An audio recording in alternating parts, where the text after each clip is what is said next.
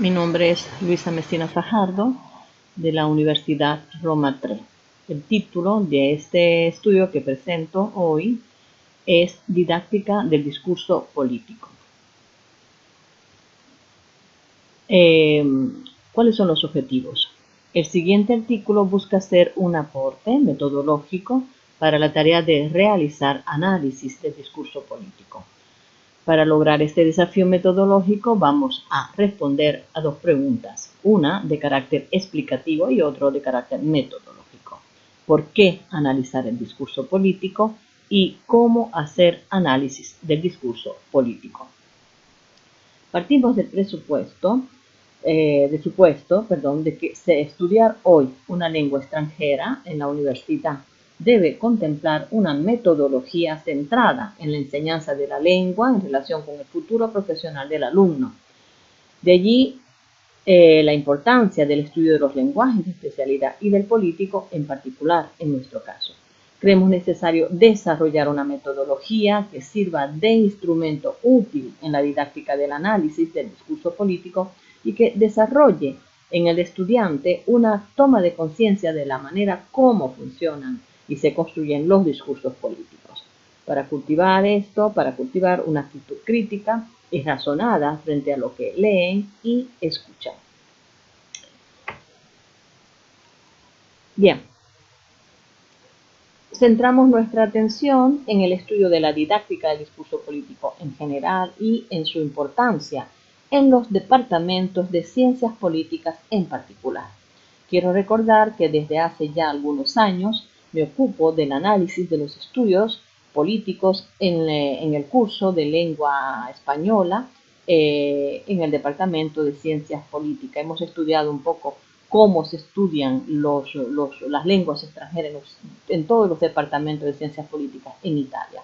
Hemos organizado ya 3 congresos nacionales, tenemos publicadas algunas monografías y estamos pensando ya en el 4º encuentro.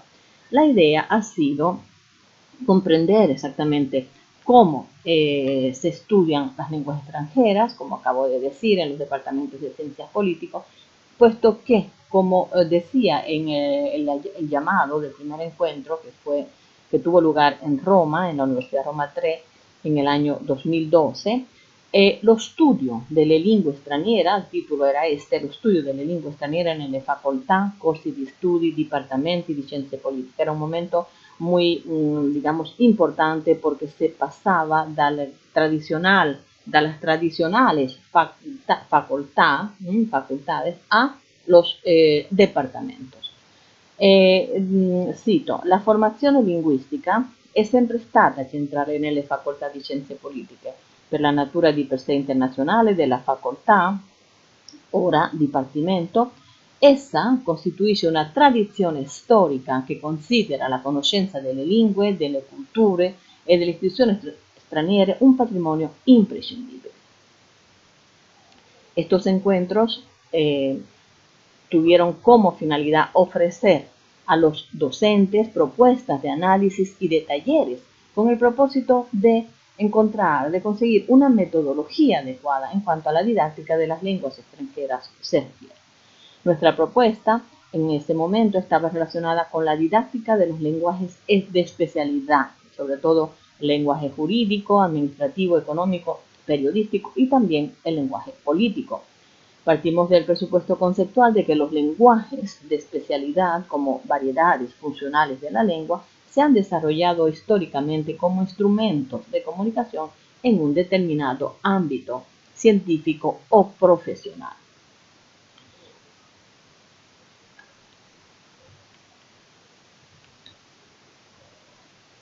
Los lenguajes de especialidad comparten la estructura gramatical, sabemos, ¿no?, de la lengua común, pero se diferencian de esta en que tienen una terminología propia de la materia de la que tratan, obviamente. Son variedades funcionales de la lengua, son instrumentos de comunicación en un determinado ámbito científico profesional. Estudiar hoy una lengua extranjera debe contemplar una metodología centrada en la enseñanza de la lengua en relación con el propio futuro ámbito profesional. De ahí nace la importancia de los estudios de los lenguajes de especialidad, o si queremos llamarlos sectoriales, como exactamente el político, el de la medicina, de la informática, el lenguaje del turismo, etcétera, entre otros. Bien, en nuestro caso, naturalmente, creemos que es importante que los estudiantes de ciencias políticas desarrollen una competencia comunicativa que les permita poder actuar con seguridad en su ámbito profesional. Por otro lado, la enseñanza, como ya observaba Piaget en 1969, debe tener en cuenta tres tipos de problemas. Primero, la determinación de los fines. Segundo, las ramas del conocimiento necesarias para alcanzarlos. Y la adecuación de los métodos al desarrollo mental de los alumnos. Por otro lado, el campo científico de la lengua hoy no puede entenderse en el sentido estricto de la lingüística, sino que debe tener en cuenta las aportaciones de la filosofía del lenguaje, de la pragmática, de la psicolingüística y naturalmente de la sociolingüística, cuyo modelo teórico ofrece interesantes contribuciones tanto para la determinación de los saberes lingüísticos del alumnado como para las dimensiones psicosociales y metodológicas de su enseñanza. Bien, en el último tercio del siglo XX, los estudios lingüísticos han trascendido, ¿no? Como sabemos todos, el estudio de la lengua como sistema y el nivel sintáctico de la oración para atender a la actividad comunicativa de los hablantes, al texto, al discurso y naturalmente al contexto. Con ello han ido adquiriendo un carácter marcadamente interdisciplinar. A partir de los años 60 del siglo pasado, Benveniste, entre otros estudiosos, sienta las bases para distinguir entre una lingüística de la lengua y una lingüística del discurso, cuya frontera está en la frase o enunciado, al tiempo que se señala, ¿no?, el carácter complementario de ambas. Cito: con la frase se sale del dominio de la lengua como sistema de signos y se penetra en otro universo, el de la lengua como instrumento de comunicación, cuya expresión es el discurso. Son, por cierto, dos universos diferentes, pese a que abarquen la misma realidad y dan origen a dos lingüísticas diferentes, aunque se crucen a cada paso. En una línea similar se pronunciaba Lyons en 1975, al distinguir entre una lingüística de la lengua que se ocupa de las oraciones del sistema y una lingüística del discurso que se ocupa de las oraciones o enunciados del texto. Por otro lado, la sociolingüística aporta a la pedagogía la conciencia de que no existe solamente una norma, sino unas normas del hablar, adecuadas a las diferentes situaciones y ámbitos del discurso. Es imprescindible mantener un equilibrio para que los alumnos adquieran al mismo tiempo la lengua estándar, en nuestro caso el español, visto que enseñamos en un país en donde se habla el italiano, en Italia, y una conciencia sociolingüística de la adecuación del idioma a la situación, al tema, a los interlocutores, es decir, a los actores del hablar. Es por esta razón que no se puede separar el problema de la adecuación sociolingüística del problema de los contenidos y marcos de referencia, puesto que hablar del tiempo atmosférico, hablar del fútbol, hablar de una película, a leer un artículo sobre la importancia de la política en la vida social, son aspectos muy diferentes entre ellos. El discurso político como factor social tiene una gran incidencia en la sociedad porque a través de él se delibera sobre las ventajas o desventajas de una cierta propuesta para una sociedad y por lo tanto incide de manera importante en las decisiones que finalmente se tomen para su beneficio. El discurso político, como uno de los más importantes de los discursos públicos, tiene un gran poder en la sociedad y a través de él se ejercen procesos discursivos cuyo objetivo es casi siempre manipular y construir consenso. Estos son además aspectos importantes que nos llevan a subrayar la importancia del estudio del discurso político. El estudio del análisis crítico del discurso comienza a mediados de los años 80 del siglo pasado, ¿no?, como una nueva dirección en los trabajos teóricos dedicados a los estudios del discurso. Fueron importantes los trabajos presentados en eventos universitarios, sobre todo a partir de los años 90, por estudiosos como Fairclough, como Van Dijk, como Van Leeuwen, como Patrick Sharon, entre otros. Por otra parte, el núcleo central del análisis crítico del discurso, como afirma Van Dijk, es saber, cito, cómo algunos discursos públicos contribuyen a la reproducción de la desigualdad y la justicia social desde el momento mismo que determinan quiénes tienen acceso a estructuras discursivas y de comunicación aceptable y legitimada por la sociedad. El análisis crítico de discurso se fundamenta en el análisis de las características lingüísticas, siempre según Van Dijk, y discursivas que construyen en el texto representaciones de las relaciones de poder que existen entre los medios y la política en la sociedad contemporánea, según Fairclough.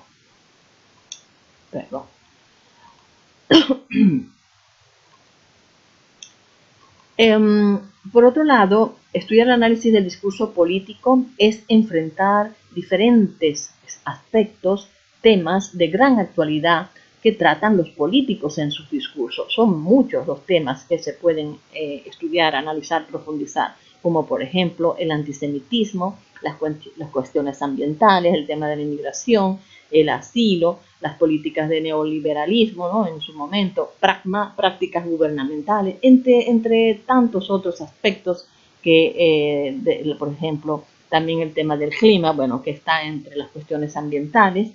Son aspectos que, repito, se tratan en los discursos políticos y que son muy importantes.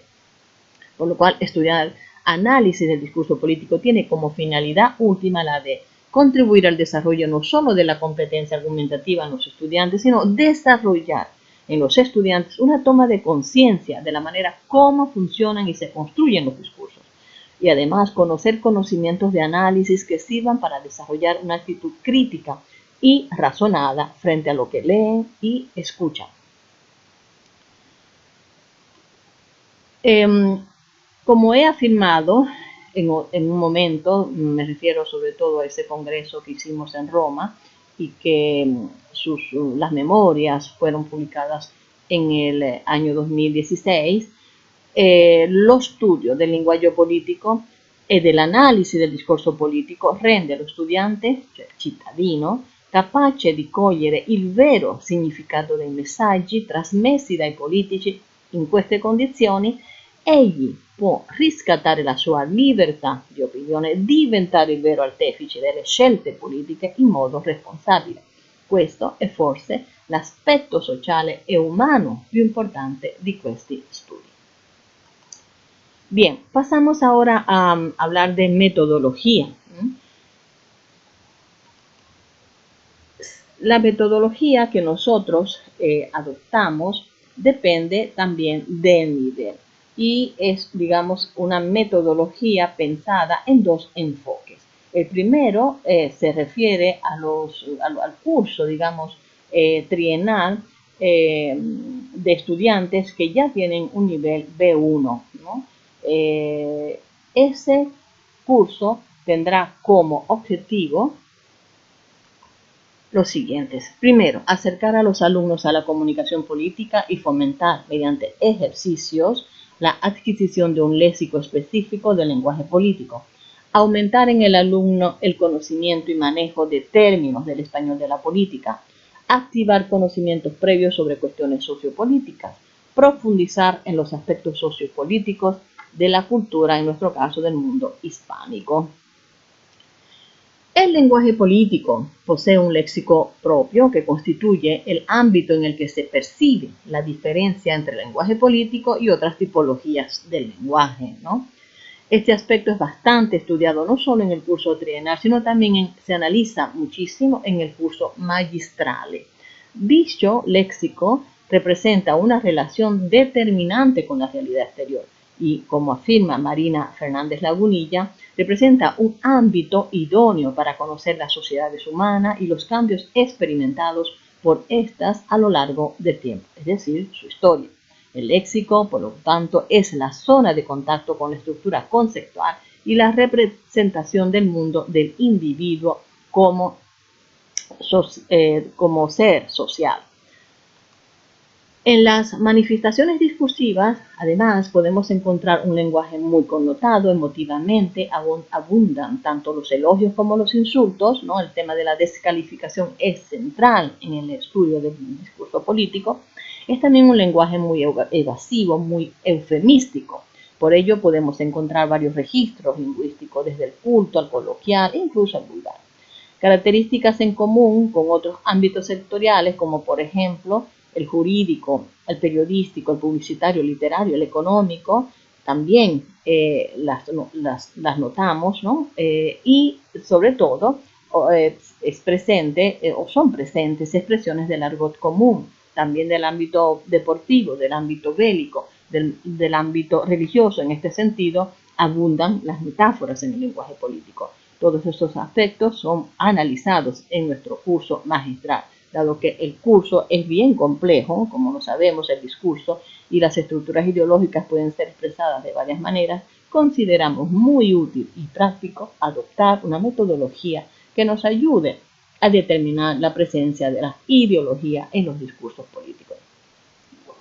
Esto ya estamos entrando en el nivel más avanzado.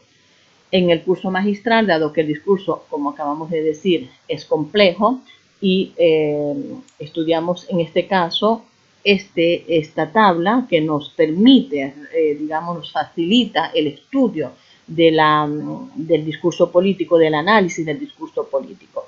Esta tabla que nosotros proporcionamos a nuestros estudiantes se encuentra en mi libro publicado en el 2021, en la página 79.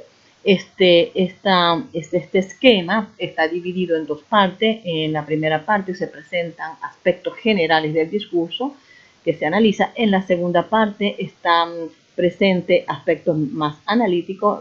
Hay otra tercera parte, digamos, en la que se encuentran otros aspectos que se refieren a las referencias bibliográficas y al anexo del discurso mismo. La primera parte encontramos el título, puesto que es importante identificar el título del discurso. Digamos, normalmente el título se asocia con el contexto en el que desarrolla, por ejemplo, discurso de toma de posición, discurso con motivo del bicentenario de la independencia, etc. Luego hay que ofrecer la fuente, es decir, señalar de dónde se ha sacado ese discurso. Tenemos el tercer apartado que se refiere al resumen. Es importante hacer una síntesis clara y fluida que permita identificar los aspectos sustanciales del discurso. Naturalmente, estos aspectos se practican bastante durante el semestre. Es importante que el estudiante logre captar cuáles son las palabras clave, los descriptores que se emplean para asociar los temas tratados en el discurso. Se pasa a la segunda parte, en la que se estudia más analíticamente el discurso. Tenemos la parte del contexto. El contexto sabemos que es fundamental para analizar cualquier discurso político, y en este apartado es importante que el estudiante, digamos, ofrezca información acerca del momento en el que fue publicado, el momento histórico, ¿no?, en el que fue pronunciado el discurso analizado. Se pasa a estudiar la estructura del texto. En este apartado se razona sobre cómo está estructurado el texto, por lo cual se tiene en cuenta cuál es la introducción, cuál es la parte del desarrollo y las conclusiones del discurso. Se analiza después la forma y el contenido del discurso. Este apartado es muy importante, digamos que es el apartado central, digamos que nos permite poner de manifiesto a través del análisis lingüístico, ¿no?, de la forma, digamos, se logra desambiguar, descifrar el mensaje político. Aquí, digamos que se pone de manifiesto todo lo estudiado, ¿no?, todo lo que la parte teórica es importante tenerla bien presente porque nos va a ayudar a detectar todas estas, la presencia, por ejemplo, de aspectos ideológicos y de expresiones escondidas, ¿no?, implícitamente en el discurso. Al final pasamos a las conclusiones. Las conclusiones son de dos tipos. se presentan las conclusiones a las que llega el actor político y sucesivamente a las personales del analista. Se ofrecen las referencias bibliográficas si se han empleado y al final se anexa el discurso. Este es el esquema que proporcionamos a los estudiantes del curso magistral y que en estos años nos ha permitido trabajar con bastante éxito. Partiendo de la teoría propuesta por reconocidos investigadores del análisis del discurso, coincidimos que el análisis crítico del discurso persigue las siguientes metas: dejar clara la intención y el propósito del discurso, que pueden manifestarse explícita o implícitamente, develar las posiciones ideológicas de donde se analizan los fenómenos en el discurso, exponer los conflictos existentes y las relaciones de poder involucradas, sus causas y la variedad de posiciones ideológicas desde las que se analizan esos conflictos, y luego denunciar la presencia del abuso de poder a través de las palabras. Van Dijk podemos decir que es el primero en pensar en una metodología adecuada a captar la presencia de ideología y abuso de poder en los discursos políticos. Empieza aportando una sistematización del concepto de estrategias, entendiéndolas como, cito, un tipo de procedimientos mediante el cual ejecutamos el poder de comprensión discursiva. Habla de estrategias semánticas discursivas globales o macroestrategia, las cuales funcionan como vehículo de la expresión de los temas y de los modelos cognitivos de situación, así como habla de estrategias semánticas locales o movidas, las cuales contribuyen a la coherencia local y global del discurso. Las estrategias semánticas discursivas se vinculan directamente con las estrategias retóricas, pragmáticas, estilísticas y conversacionales. Las estrategias discursivas corresponden, por lo tanto, a la selección consciente e intencionada de determinados procedimientos, tanto lingüísticos como extralingüísticos, por parte del enunciador, encaminadas a alcanzar los objetivos y propósitos comunicativos concebidos previamente por el político. Van Dijk señala algunas estrategias que nosotros también estudiamos bastante con nuestros estudiantes y que ellos tratan de ubicar en los discursos analizados, como por ejemplo la estrategia argumentativa referida a la presencia de la argumentación. Es una estrategia que se tiene en cuenta para establecer cómo cada político proyecta en su discurso las problemáticas que trata, bien sea la problemática del racismo, de la migración, los derechos humanos, los derechos civiles, etc.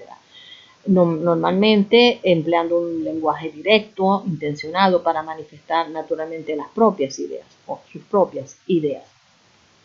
Por otro lado, Van Dijk habla de otras estrategias discursivas que se refieren a la autopresentación positiva, a la presentación negativa de los otros, a la posición humana, a la autoridad, a la comparación, a la glorificación nacional. Esta estrategia se tiene en cuenta para ver cómo los políticos recurren al falso criterio de ser el pueblo elegido y por lo tanto cómo rememoran la historia y todo lo que consideran han hecho como nación por el bien de la humanidad. Es frecuente el llamado a la historia por parte de los políticos en su discurso, el llamado a los héroes nacionales. Por otro lado, tenemos la presencia de otra estrategia, que es la presencia de los números, el juego de números. Esta estrategia se tiene en cuenta para reconocer cómo los políticos apoyan sus planteamientos a partir del empleo de datos estadísticos que pueden proporcionar credibilidad y dominio sobre la situación.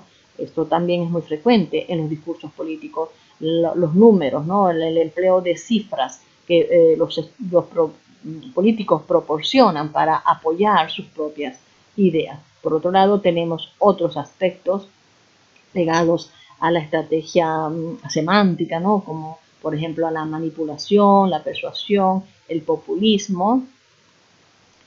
En el análisis se tienen en cuenta también los recursos, desde este punto de vista, los recursos literarios y estilísticos, las figuras retóricas que normalmente van orientados a vitalizar o simplemente proporcionar otro matiz, un matiz diferente en los discursos seleccionados.